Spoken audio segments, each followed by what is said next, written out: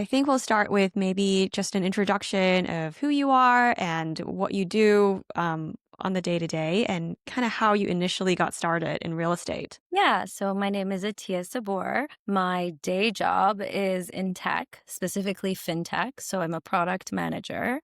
My background is kind of similar to yours, 'cause I know you're a pharmacist. I studied biochem, so nothing related to what I'm actually doing right now or real estate. But I kind of found myself doing this just because I might as well share my condo with others, 'cause it's very central in Toronto. It's where you pretty much have all the attractions. And I've had some great memories here. So I thought, why not share it with others? And I just fell in love with it. It's been really, really great because a lot of people have had great experiences. They've had all these memories made there. They come for occasions. So that's how it started. And now it's kind of become like my little passion project on the side. But definitely, it's not my, full time gig or anything. It's very much on the side.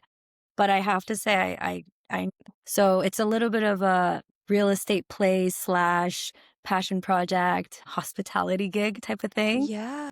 And you know what? I'm just going to give it a shot. That's really how I looked at it. I thought, I'll give it a shot. What's the worst that can happen? If I hate it and it doesn't work out and it becomes a headache, I'll shut it down.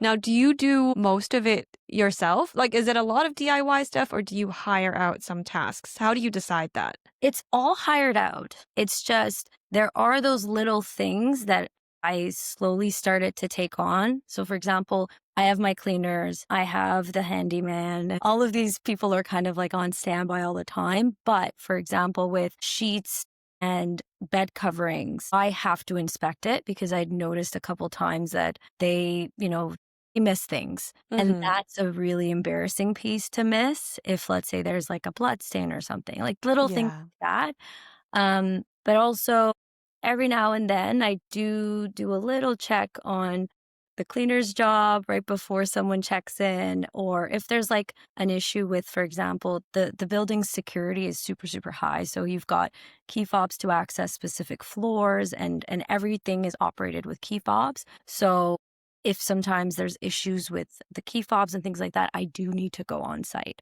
So there's things like that, but most of it's outsourced, but I'm not fully remote. And when there Hmm. are those little fires, I have no idea how you do it when you're remote. How do you get someone to go if, let's say, like, has it not happened to you where a cleaner just cancels on you last minute, and do you have like a back?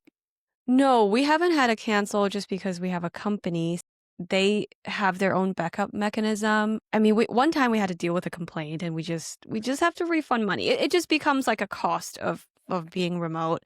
We have just maybe more contacts of Okay. different cleaners, handyman as backup options. How did you find your people? And any tips for anyone who's looking for hiring out stuff? Yeah, the cleaners were a big one for me. That was a struggle. I started off like you with a company. Mm, Um, they just kept dropping the ball, missing the dates. Then a cleaner was not responding to them. They didn't have a backup. It was way too last minute. And I thought, okay, well, I'm working with a company, so I don't actually need a backup to a company because they have multiple cleaners, but that really wasn't the case. So then one of the cleaners that was reliable from that company actually reached out to me through like a little note, and she said, I would, love to work with you on the side. Like, I know you're frustrated with them not being reliable. So I started working with her.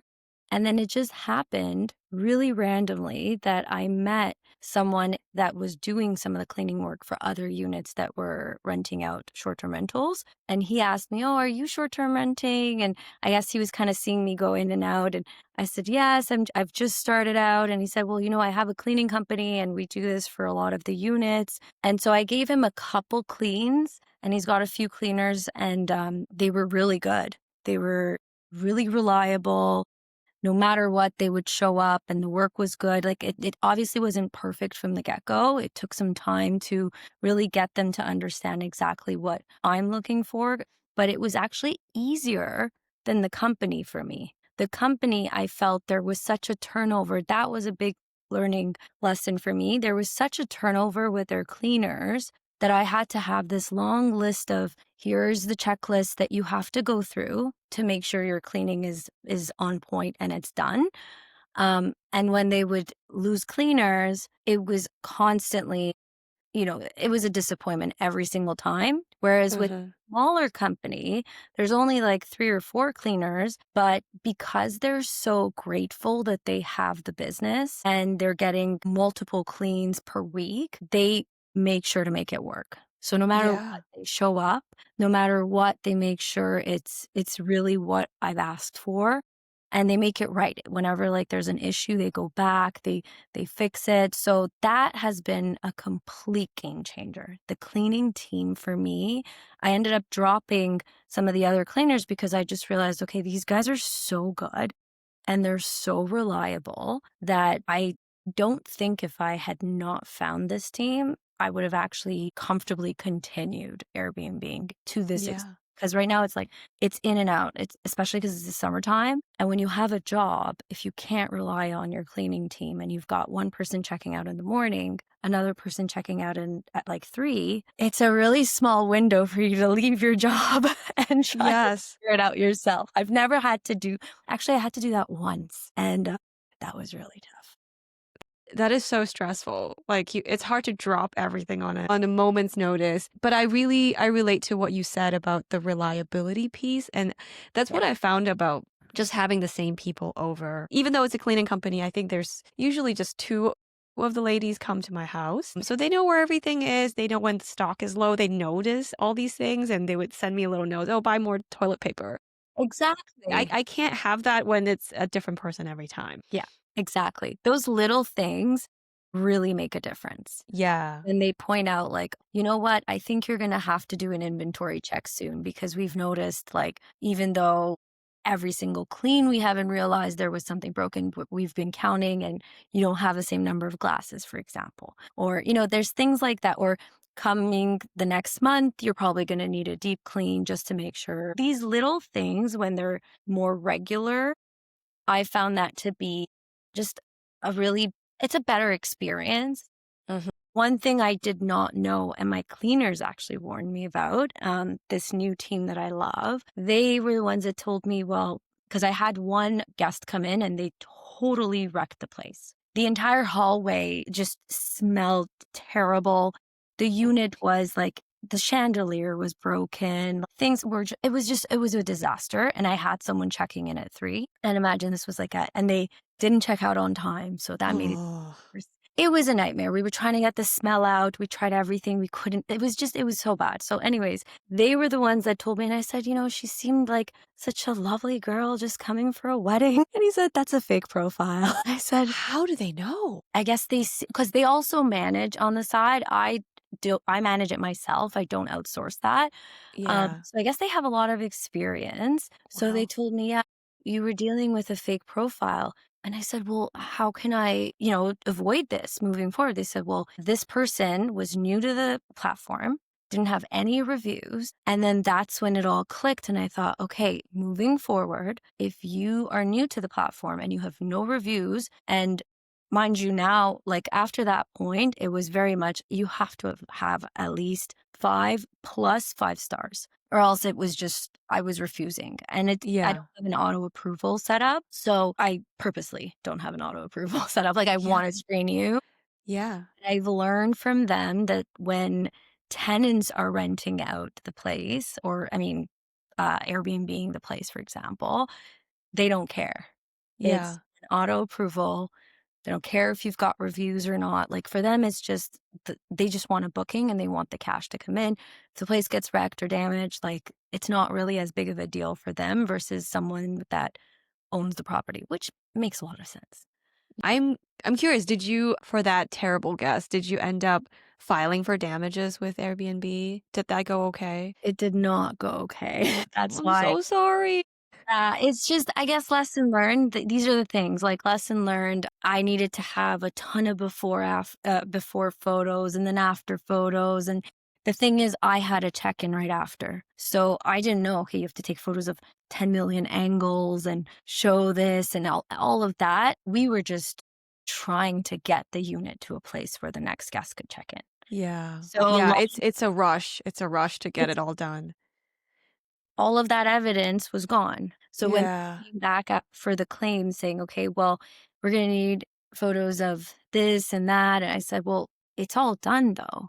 Like, it's all clean Yeah. now, and it's all replaced." I showed you like, I sent you photos when it was taken immediately, but then we had to get rid of I can't go back and take those photos now. So Yeah. that was when I realized, okay, you know what? And I specifically said in writing to Airbnb, "Okay, I will take matters into my own hands. You are gonna lose business because 'cause I'm gonna start refusing people that don't have multiple 5 stars because Right. you are not you say that I'm safe and that your insurance is gonna cover me, but it's not." So I just lost, like, at that point, I think with that specific clean, it was around $300-400 out of pocket, and I figured, "Okay, you know what? It's a lesson that I paid for." It really is. And I think one random lesson that I learned from the insurance related stuff, like Yeah. VRBO, they also have like a similar thing. They cover damages and stuff, but specifically they don't cover extra cleaning, which is the most bizarre thing. Like there was one time when someone rented out my house for a whole month and they were here, like the people setting up pest control business, like they're Yeah. like on their little scooters and segways. They were there for a whole month and they just didn't take care of the place and they just didn't take out trash. There were like Oh, nasty like maggots in the trash can and it was the grossest thing ever. And so I needed someone to clean out the house, yeah. like a deep clean and replace those trash cans, take care of the extra trash and take them to the landfill. And they're like, "No, that's extra cleaning. They didn't break something." I'm like, "But what is the difference? I still Yeah. had to do the work." So either way, I just asked the guests for money and got the money directly from them, but Okay. so weird. Like all the little fine print things that I don't think I'm not there to read it. I probably should, but it's yeah, it's I mean, tricky. I read it when it happened. Yeah. Yeah. There are no real details around like, I saved that email that gave me Yeah. all the details of, like, these are the type of photos you need and before and after and whatnot. So I thought, "Okay, if this happens again, at least" and I advised the cleaners and I said, "Listen, every time you go in" and that's one thing that I absolutely love with this team, which I would highly recommend if anyone ever ends up, putting a team on the unit that is gonna be a more consistent team, then have them do before after photos. It is Yeah. great. The That other cleaning team, like that company, they refuse to do it. These guys, they take photos of everything, especially after what happened with that incident and a second one. And then since then, it really has it's helped a lot because now I don't have to go as much. Because before, I used to check right when the guest would leave. I would check right before a new guest would go in. I would do a full inspection. But now I'm 100% certain about their cleaning. And so when they do the before after pictures and I've done random checks here and there, I know it's going to be in the state that I want. And you check the reviews and the reviews really speak for themselves. Like the number one thing that comes up in my reviews is it is spotless. It is so clean. And I know like they're doing a good job. But yeah, there were little things here and there that I had to learn the hard way. Like that when you're saying like you charge the guest, yeah, I tried that. That didn't go well either. no, what did they say? Yeah, there was one guest that just went nuts. She was just crazy because she ended up leaving and then putting a really good review. But then when I went in, I saw and she basically sent I should have known. She sent a message thanking me and then telling me about all the damages that were there when she got there. Like your curtain rod had fallen off when I got here and Oh my this and that. god. And I thought, okay, how bad can it be? I went there and I saw, okay, this is really bad. Like, we're talking like, you know how you hide the television wires, for example? Sure. That was removed. And why the heck you would need to remove the casing of wires and then pull out all the wires? Like, what possessed you to do that? The TV itself moves. Like, really? So, like, there was a bunch of things like that, but damages too. And so when I told her, like, you've damaged a bunch of things, which has cost me money. And I also left a review saying, because I was really disappointed because she was an Airbnb host herself. And I said, Jeez. I really expected better review of all people. Yeah. No, I feel like Airbnb hosts would care so much about their reviews. They would not risk it. Yeah, What? no, but listen to this even worse. Not only is she an Airbnb host, but she also, so she had that booking. She had also booked another booking in advance, like a month later with me. So she had two bookings. She had only come to the first, completely damaged the place, sent that message, thought she would probably get out of it, and then did a really nice 5-star review for me. I didn't go into detail. I just said I was disappointed in the way it was left, especially from another, Airbnb host. I won't be having her stay here again. And I Yeah. canceled her next stay. And she went nuts. And she contacted Airbnb. She got her review removed, tried to do everything she can to get my review removed, did not pay the money, and started complaining about the fact that I had canceled her next day. I said, you know what? Just so you know, there is no way you're going to set foot in my place again. It's just, there's no way. Yeah. So yeah, that one was What interesting. did she think? I mean, that's so bizarre. Yeah. People are so strange. Yeah, and then she threatened to shut me down. I was Oh like, my "Okay." God. But I did end up contacting Airbnb and I said, this at this point, this is harassment and I expect you to protect me and my peace. I can't be getting messages like this left, right, and center. So they shut it down. So I Oh, didn't good. receive any other messages from her. Yeah. Oh my God. I'm glad they were actually helpful this Yeah. time. That's so Yeah. crazy. My gosh. Yeah. It's interesting. I expected more. Yeah. And that's one of the reasons when these things kind of happen, I thought, I'm not going to even try Verbo. I'm just going to focus on one for now because this is still my first year. I mean, it's only coming to a wrap. I only hit 1 year, I think it was like a week ago. So it's Wow. only the first year. It's gone very, very well. Yeah. But I thought, let me just really master one platform, see how it is, see if I like it, see if I want to continue, and then I'll figure out another platform. Especially as a side gig, it's a lot sometimes. It is. It is a lot. I feel like I sometimes don't know the people who are like, "Oh, you just scaled to like 20 units." I'm like, "What? I don't have time for that."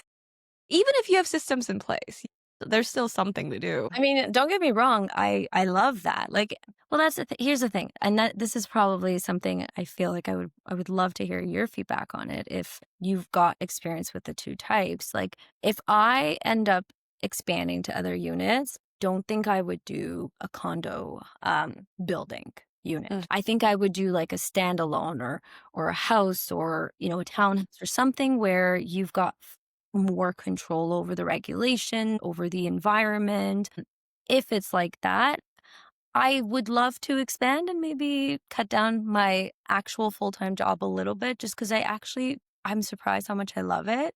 Mm. Have you had experience with both types and do you feel that way too? No, I haven't done condos, but I think it's specifically for the reasons you mentioned because someone else is setting the rules for the whole building. And I also feel like, and you tell me if this is true, but I feel like for condos in a city, you generally you're not like attracting as many like families. You know what I mean? Like it might be like percentage wise, there might be more just young people out here to experience the town, which is great. But I feel like it's a different set of risk than I don't know, like kids with parents and grandma, grandpa. Yeah. Yeah, they're still gonna be messy, but I mean, I still have had my bad experiences, but I haven't ventured into condos kind of for that reason. Okay. I mean, I'm not going to lie. That was my biggest fear when I was thinking about whether or not I wanted to do this in the first place. It was, Mm. okay, well, I'm very much like the area in Toronto where the unit is at is known to be a party area. So I thought, okay, I'm definitely attracting that type of clientele. And so I did all the things like there's a noise monitoring system here and this and that, no parties. But you'd be surprised. I actually very, very rarely get non-family guests. Oh, Yeah. that's so cool. The majority are parents and two kids. Or I guess maybe because it's so close to the sightseeing locations. Like you're walking distance from the CN Tower and like the aquarium and that kind of thing. So I think families come to kind of discover Toronto. Most of them have been I would say, like, if I'm getting younger groups, it's from the rest of Canada coming for, like, a concert at the Rogers State Got it. or a Jays game or something Yeah. like that. Like, those are the scenarios where I get the younger crowds. Except for the 2 situations, one of them, of course, was for a Taylor Swift concert because I heard stories about what happened that weekend. Yeah, the city was just it was wild with the STRs. Like, my cleaners were telling me. I don't know. Like, it's not like I know, but they were saying the units are a wreck. It's really funny because you would think the majority of them were girls and, like, women and younger girls and stuff. Yeah. You wouldn't think they were like, "Oh my god, pink lipstick, red lipstick everywhere, all the towels or the beddings and everything." Oh my But gosh. those are the one-offs where I've kind of come to the point where I've accepted that, okay, those nights, you know you're gonna get a concert crowd, so I up the price so that it covers for what Airbnb's insurance doesn't cover. That's kind of Yeah. how I'm looking at it now. It's like the cost of business that Yeah. I kind of account for in advance, but I still, like, try to mitigate the risks as much as I can with all the screening that I do, like, in Yeah. advance when it comes to, like, approving. Like, I don't do one night stays anymore. Like, I pay attention to, like, who's booking, how many people and stuff. But yeah, I thought the exact same thing as what you said about the condo situation, and I was really I'm still really surprised. I love it. Honestly, like, so many, like, 50th and 30th and anniversaries and bachelorettes and stuff like that. Because I have a little memory book that I've put there, and I said, this is very much a passion project. Please share with me anything you want about your stay. It would make me so happy to hear what type of, like, memories you have. It's, like, my favorite thing. I just go to look at their notes. It's so cute. Like, even, like, their little girls would do drawings Oh. and say, "I had my own room and I loved that it was pink," and, like, things like that. Or they're like, "Oh, we noticed, like, the painting is like, you did the painting. We love it," or, things like that. Because I have, like I leave, like, a local wine for them. It's from the vineyard of our kind of like our former hockey hero. Oh, So cool. I kind of share, like, a little bit of a local story with them about that, and they always have, like, a little comment about the wine in there and stuff, or how they loved looking at the trains on the balcony. So I always love to go read those. I think that's the thing that has me loving it so much. Yes. Hearing why they're here, where they're from, like, what they did. Yes, and seeing someone enjoy your Yeah, condo and have a good time, yeah. that is precious. I love it. I know, me too. I mean, that's one of probably the biggest reasons why sometimes, like, my fiance says, "I don't know how you do it. It's just such a headache. Like, why? Why are you dealing with all this? You could just rent it out to someone and you're done." And I screenshot the reviews or, like, the notes they've put in the memory book. I'm like, "This is why I do it. I love this." Like, just hearing about their experiences, and it just kind of, I guess, confirms for me that the unit is special and where it's located, and just I had great memories. Others are creating great memories. So I just, like, don't want to give it up. And this is the best way of, like, sharing it with more people. Cause a lot of them say, like, oh, like, we want to come back because it was easy. It was just close to everything. We didn't have to worry about a lot of things. And that, like, they were excited they found it. So for me, that just kind of speaks volumes. Whereas if someone is renting long term, yeah, it's nice, but are you really going to get all these stories? You know? Mhm. Exactly. How has it been for you financially? Has it been, helpful? Have you like, anything surprise you on that aspect? No, I mean, I don't wanna jinx it or anything. It's been good. I was kind of worried about how the taxes were gonna work because I kept hearing a lot of stories about how the Airbnb tax that's taken by Airbnb, people are having issues when, they have their own tax ID. They have to be the ones sending it to the government, and they're having trouble getting it back from Airbnb. I was a little worried about that. So I was very careful for, like, the first year to figure out, okay, how is this going to work? Am I going to have to now, pay out all of this out of pocket? Or it went well. And like, the unit itself, its mortgage is covered with Airbnb and all of the little things that I do in addition. So, you know, the cleaners, you know, the little things I like to do for the guests to make their stay special. That, bottle of wine that they enjoy. Or sometimes when it's their birthday, they come to like, a card and a cake or something like Oh. that. Like it pays and covers all of that. It's very seasonal because we're in Canada. So the weather's Mhm. not great in the winter for this type of thing. You don't really get too many people visiting, whereas in the summer it's insane. Like right now it's crazy. So there's that aspect of always kind of managing the cash flow if you've got a mortgage. But I kind of knew I would need to go through a year to really get the hang of that and see how it's going to cover. But when it comes to all of that, it's worked out, I want to say, very much as I had accounted for. And I think I really do believe I did a lot of homework. Like I'm Yeah. telling you, when I say I binge watch your videos, I did. And when I'm saying like I researched everything and anything you can find online about Airbnb and just like anything about the short-term rental market in Canada and Toronto specifically, I really did all of my homework, even with like the supplies and the setup and the furniture to just kind of like future proof it and to avoid additional costs. And it all really paid off. So I Mhm. think that's the biggest thing for me. It's just if someone's listening and they want to consider it, I would say just make sure you do your homework and you don't just like, if you want a good outcome where the expenses Yes. are covered, there's a little something on the side, you're actually enjoying it. It's not something where, you dread what you're going to come back to after every single guest. I think doing the homework and spending a little bit more time on the actual setup, Mhm. pricing it right for the specific days and stuff really makes all the difference. Yeah, for sure. Do you use software for the pricing, or do you kinda just take a look at what's around? I did at first and it didn't work as well. Mm. Now I just look around. And I feel like that's worked better for me because also the software I feel is not always correct when it comes to events and festivals and things happening in my Mm. area.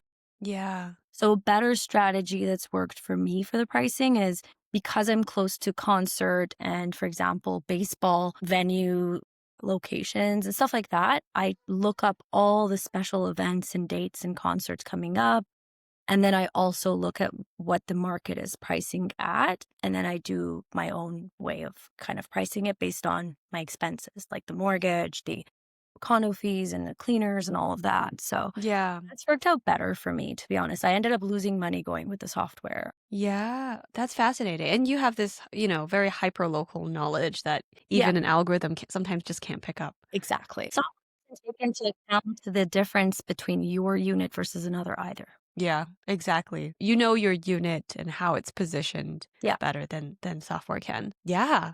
Well, I think that's all the questions I had. Thank you so much for your time, and it was good to, like, meet you kind of in person. Yeah, it is. And anytime you're in Toronto, feel free to, reach out. It's nice to actually I feel like hosting can be a little lonely sometimes. Yeah, yeah, for sure. So For these su little chats amongst hosts is actually it's nice. So It's great chatting with therapeutic. you. Yeah, well, thank you so much again, and, yeah, hope you have a good rest of the day. Best of luck with everything, and, yeah, we'll be in touch. For Reach sure. out anytime.